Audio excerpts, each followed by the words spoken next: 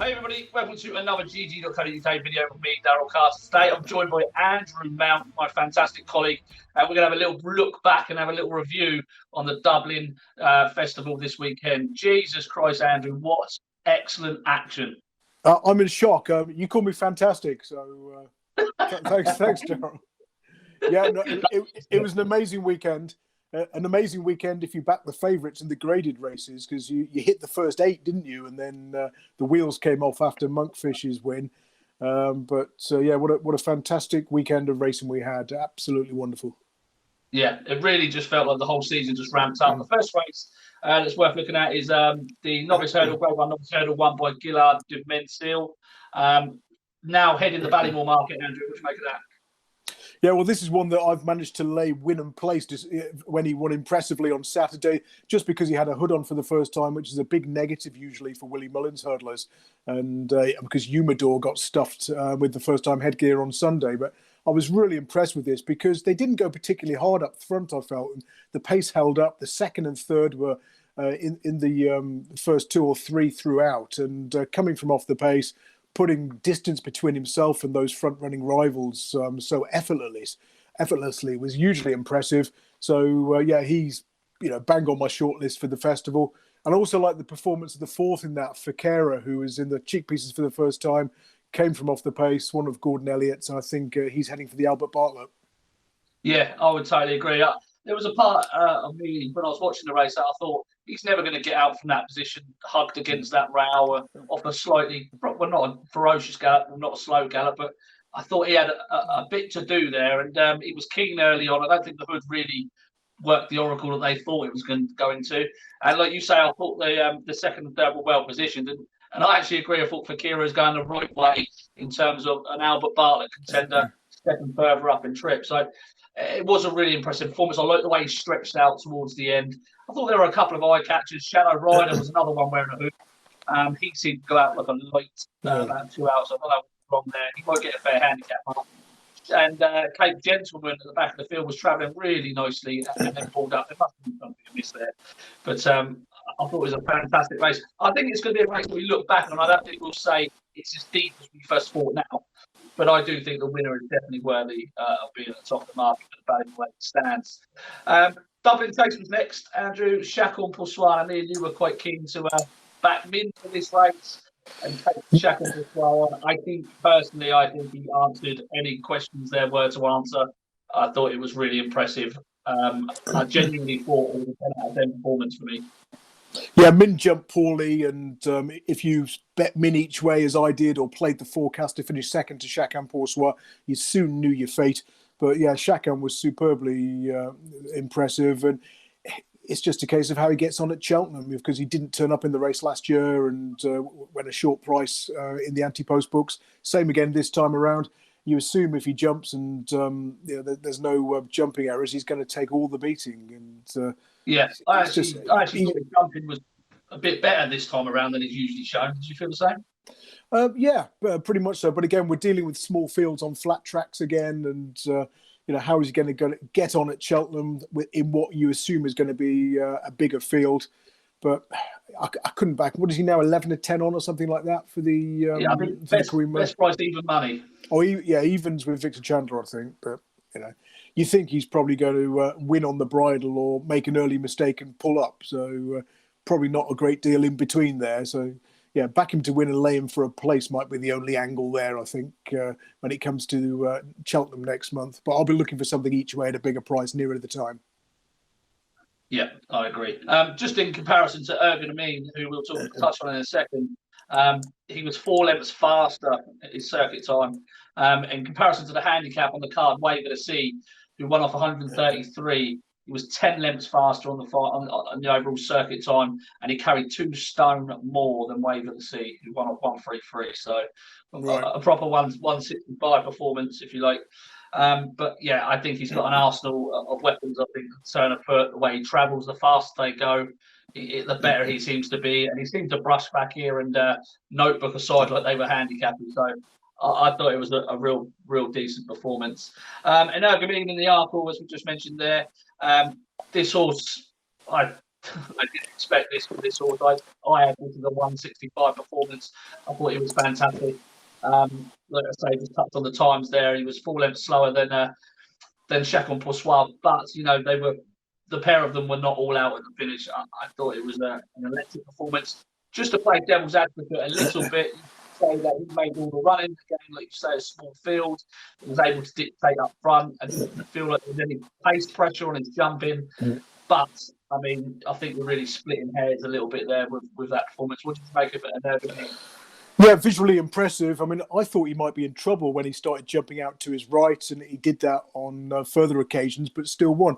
I think he's undefeated going right-handed, probably better that way round, but to still win a Grade 1 by 10 lengths despite that trait is very impressive. It's going to be a different kettle of fish in the Arkle because he's going to get taken on for the lead by All Mankind and others potentially as well. There's going to be a bigger field, so sauntering around in the mud and then being in a sort of field of potentially 10 or 12 runners.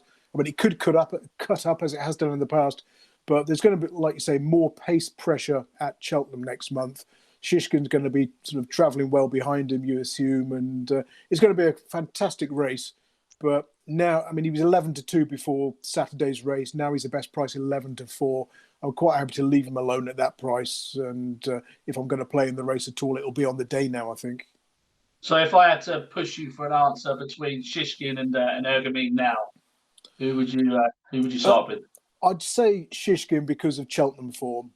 But yeah, again, I wouldn't want to back him at 11-10, or I wouldn't want to back Anurgamine at 11-4. So it looks like another sort of each way bet on the day, or without the front two in the betting kind of market, in which I'll be playing. Yeah, these novice races are starting to shape up that way at the moment in the season. Honeysuckle in the Irish Champion Hurdle was extremely impressive. Everyone was questioning whether or not she'd have the speed for 2 miles. They didn't go awfully quick in the early stages, sort of quickened up from 4 out to the finish line, but she was not for catching, Andrew. Yeah, she bolted up by 10 lengths on her 10th career start, unbeaten in all 10 now, and cemented her position at the head of the Champion Hurdle market. I think that she's a best price 11-4 now with Epatante. You assume she's going to go for this and not be entered in the mare's race, although she's still as low as 5-4 with those who are not yet non-runner, no bet for that contest. And it's going to be fascinating to see how she gets on against, at Cheltenham against, the full sort of Grade 1 brigade in the Champion Hurdle rather than going for the mare's race. And I was quite like the performance of the runner-up, though, Abacadabras, who was 10 lengths behind at 10-1, but very much shaped as though a bigger field, stronger pace scenario would be ideal. He's been to Cheltenham previously, finished second by a head to Shishkin when slightly hampered in the Supreme last year. And I just think if we end up with a sort of big field Champion Hurdle, lots of people thinking this is a winnable one this year, we'll have a crack. We might pick up some place money. If we end up with sort of 16, 17, 18 runners, then Abacadabras could be the each-way play 12-1. Wouldn't surprise me if Honeysuckle bolted up, made it 11 from 11, but 5-2, 11-4, you can leave that sort of price to me, for me in a championship race. Yeah, I agree. It just to put some sort of time spin on it as well.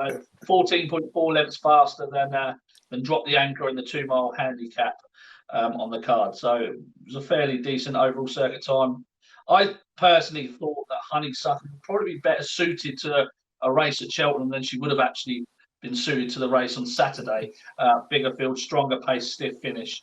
But she's her jumping has just improved for me a lot this season. Rachel won't be able to get away with what she did at the last at Leopardstown, slowing down and putting in a poor jump. Won't get away with that.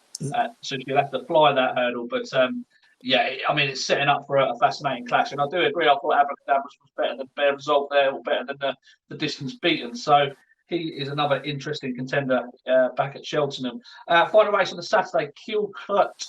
Is it Kilcrut or Kilcrut?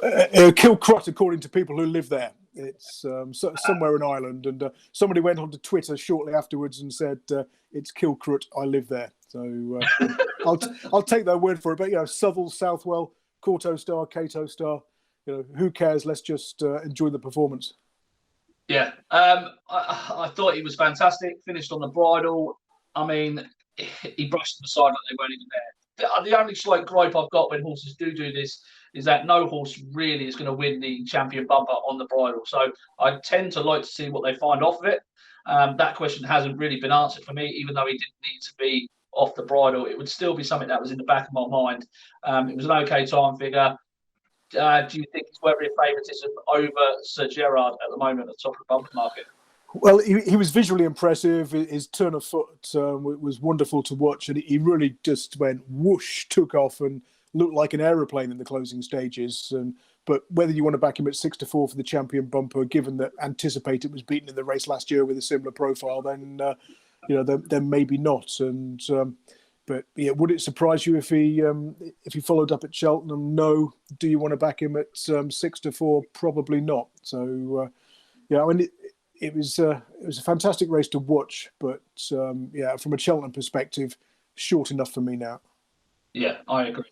They'll probably push him out on the day. They have done previous years for the bumper. They pushed the likes of Envoy Allen out and others. So you probably get a better price on the day when they're trying to take him on. Okay, that was Saturday. Saturday was an excellent day, but Sunday the action just keeps getting better and better. We'll start with Quilixios in the Juvenile hurdle, beating St. Sam by 5.5 lengths off the back of a break. I thought he did that quite impressively. Actually, when I watched the race, I didn't think I wasn't that impressed. But going back and doing the time figures and stuff, he did run a really, really nice race. In comparison, would appreciate it later on the card. It was a very good time figure, but we'll talk about that in a moment. What do you make of him? Do you think he's going to improve off the back of that short break? Like you, when I first watched it, I wasn't quite so sure, and then I had to watch it back a couple more times and thought, yeah, actually, that was pretty darn good overall. He's now unbeaten if you include his point win. His French run 4 from 4, and again, it's all small field form though, isn't it? So Cheltenham in a big field is a different kettle of fish, and we see it time and time again. Horses get hampered, horses get run out or get carried out, horses get whipped round at the start. They fall unseat, get brought down. So when you start dealing with shortish prices, you've got to be extra careful and have everything in your favour. And that lack of big field form would just put me off wanting to back him for a Cheltenham race at this stage. Yeah, I'd agree. Did you like the performance of St. Sam in second? Did you think perhaps the Boodles, if he gets I was going to say I think he heads the Ante-Post market around about 10 or 11 to 1 for the Boodles, the race formerly known as the Fred Winter, and yeah, you can see the logic there. And winners of that race tend to have had graded experience. Sort of finishing, sort of second, third, fourth in these sort of championship trials. But again, you want to see the shape of the race on the day rather than getting involved now, I think. Yeah, I thought Hador for Willie Mullins and Rachel Blackmore was a little bit interesting. Just needs to settle. Far too keen. It's the second time Hador's done that now. The talent's undoubtedly there, I would expect, but just puts me off how keen that horse can be. Okay, moving on to Appreciate It in the Chanel Farmer Novice. I liked this performance. When I watched it, I thought, Christ, he wins the Supreme. Nothing's going to beat him. They went very short of 7-4 for the Supreme. And until coming to review it this morning, I was not with him, but I was worried about taking him on until I reviewed it this morning. And he was actually 12 lengths slower than Quilixios on the final circuit. And he was only 10 lengths faster than the 3-mile handicap winner, Maze Runner, who won up 125. I recorded the times for Blue Lord, who was held up at the rear of the field. And I don't think Blue Lord was helped by his hold-up position. He was 0.09 seconds slower on the circuit than Appreciate It was. I think Appreciate It was probably benefited from his front-running position. Now, I don't want to abuse and slag Appreciate It off. I know those on big prices there. That's fantastic. My point would be is that at 7-4 through Supreme for a 7-year-old, they've got poor record. I just don't think he's as far as ahead of the rest of the field as the bookmakers say he is. And I did have a little niggling doubt about him last year after running in the bumper. Third Time Lucky was a horse who was unlucky in the bumper last year, but managed to finish at an excellent third. And I did the same circuit times with them two, and he was only a fraction slower than Appreciate It. So I'm just concerned that this looks like a certainty for a lot of people at the moment because we've got probably a 4-year. I don't think he's as far clear as the 74, which is yet. What did you make of the performance? And am I talking absolute rubbish? No, I'd certainly agree with that. And again, we've seen time and time again the so-called Irish banker getting beaten in the Supreme, usually by another Irish horse who's probably sort of 12 to 1, 16 to 1. And I mean, in the bumper last year, he did do best of those who were up with the pace. The race was run to suit hold-up horses. I think the winner, third and fourth, all came from further back than he did. But again, when we were talking about this race on William Hill Radio on Saturday night, I was basically saying I expect to appreciate it to win on Sunday, but finish second or third at Cheltenham. And I think he will find one or two too good. All the hurdle races seem to be favouring those who race around the inside on Sunday. Those who challenge wide never seem to get into it. So, maybe he was slightly flattered. And he didn't have a great deal to beat according to the market. He went off at 3 to 1 on, and I think Cheltenham will be a different kettle of fish. And 7 to 4 for the Supreme. Leave me out of that.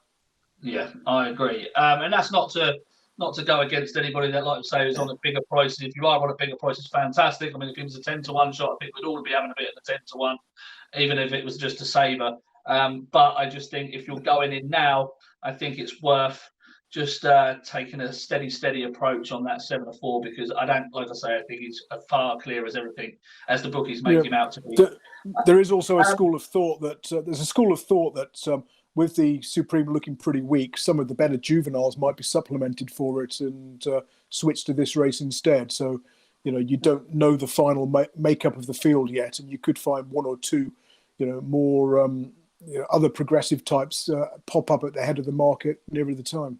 Yeah, exactly. And based on Sunday's time figures, if Quilixios was to go into that Supreme, because Gordon's got Zanny here for the Triumph, then that would make things very interesting as well. I'm sure they're going to try and push him out on the day. They normally do on the first race, trying to get the first favourite beaten. And plus, there's so many concessions, regarding sort of money back offers on the Supreme, and each way extra places that probably looking for something at a bigger price, on the day of the race is what to do. Yeah, exactly. Okay, Flowgas, Monkfish. I absolutely adore this horse, and I absolutely adore it. And I know that you put this horse in your RSA Ante-Post piece for GG before the race. You must be ecstatic. Wonderful performance, fantastic horse, and you just got to feel sorry for the runner-up, really, haven't you? Who's now bumped into him on 3 occasions, latest exhibition. And he's been beaten by him all 3 times. I mean, that's the good thing. But again, we go back to, we're talking about the Chacun Pour Soi min forecast that we quite like. This is an obvious hindsight one, isn't it? Monkfish to beat latest exhibition into second. I don't know what the forecast paid, probably about 6 to 4, 7 to 4, but it looks pretty good now. And he slaughtered his old rival. He seems to do that whatever trip he's running over. And yeah, I'm finding it very difficult to get him beat for his chosen Cheltenham target. I mean, I thought the runner-up was more interesting for Cheltenham because he's got 3 entries. He's in the Marsh, he's in the Festival Novices Chase, the race formerly known as the RSA, and of course he's one of the favourites for the 3 mile 6 furlong National Hunt Novice Chase, but round about 7 to 1 best for that. I think 3rd in. So I want to back latest exhibition wherever he runs at Cheltenham, as long as there's no Monkfish on the menu. So I mean, latest exhibition has now had 11 runs, finished first or second every single time, and 3 of those second places behind Monkfish. I think that's just another, it's a bit like on the flat when poor old Celebration kept bumping into Frankel and finishing second to that one. If Frankel hadn't been around at the time, we'd be lauding Celebration now, and maybe we'll be like that with a latest exhibition in a few years' time. Yeah, I agree, because I do think Monkfish does have it all. He showed a fantastic attitude last year in the Albert Bartlett to get back up and win that race. He jumps well, he travels kindly, he's got a little bit of speed. I absolutely adore this horse. I agree with you. He's going to be very, very difficult to beat, and I do feel for latest exhibition, but that's the way it goes, unfortunately. The Paddy Power Irish Gold Cup is the last race we're going to touch on. Kenboy won. I thought Delta Work was really disappointing. I thought he had everything in his favour here for this race. I didn't get involved, but I was thinking more down the line en route to the Gold Cup. But Kenboy, he did it well in the end, beating the Storyteller, who was an eye catcher for a lot of people by 2 lengths. What did you make of Kenboy? He got a soft time of things in front. Runner-up last year, and I too was disappointed with Delta Work, and I bet him in the Savills when he departed fairly early, and I thought he'd bounce back here. So Manila Indo, I'm not a huge fan of. The Storyteller, great performance, and again he keeps finishing first or second, and has done really well since that runner-up effort in the Pertemps final last year behind Sire de Burley. But I thought maybe Ken Boy was a little bit flattered by being allowed to do his own thing out in front. So, they've crawled along in the early stages. He's got 5 or 6 lengths clear fairly early on. Slowed it down. They've got on his heels within about a length or so, and then he's gone again. So, arguably flattered. Won't be able to do that at Cheltenham. Wouldn't want to touch him for the Gold Cup. I don't think he's going to beat his shorter price stablemate. And it wasn't really a race that told me a lot about the future of this race. It was interesting to watch, but it was probably one of the least informative Grade 1 races on the 2 days, I thought. Yeah, I actually agree. It kind of reminded me of the Cotswolds over at Sandown before the race. Obviously, Native Wheel was a fantastic winner there, but before the race, it kind of didn't really have much relevance, I don't think. And then after Ken Boy's win, Willie Munns has come out and said he might go to the Stayers Hurdle. So I was a bit deflated with that. Had he been drinking? Yeah, probably. What do you make of Manila Indo then? I know you're not a massive fan, but do you think this was just a confidence booster for after his fall, or do you think there's just something he's just not good enough at this level in open company? Yeah, very, very possibly. Not good enough. That might sound a bit harsh, but you wanted to see more, didn't you? I know he fell last time out, but he's running. If they wanted a confidence booster, maybe they'd have found a Grade 3 for him, but at a minor track. But it just didn't scream to me Gold Cup winner. Yeah, I would agree. Okay, that rounds off the 2 days at the Dublin Festival. Andrew, have you got one eye catcher, and who was your standout performance for the weekend? I think I like that first race, Galliard de Manil's race, but it was the fourth Fakira in the first time cheek pieces for Gordon Elliott that really was the one that stood out as a future winner, went up to 3 miles or further. And, say he's near the head of the betting for the Albert Bartlett, but he's still a double figure price. And if he rocks up there, I'll be very interested in backing Fakira. Excellent. My eye catcher was Koshari, who ran in the handicap hurdle over 3 miles. I thought this horse was given an easy time of things if you look at the back of the field. And I think the Coral Cup off the same mark of around 140, probably get a couple of pounds from the English handicapper, maybe 147, 148. I think in the Coral Cup, Koshari could play a big hand.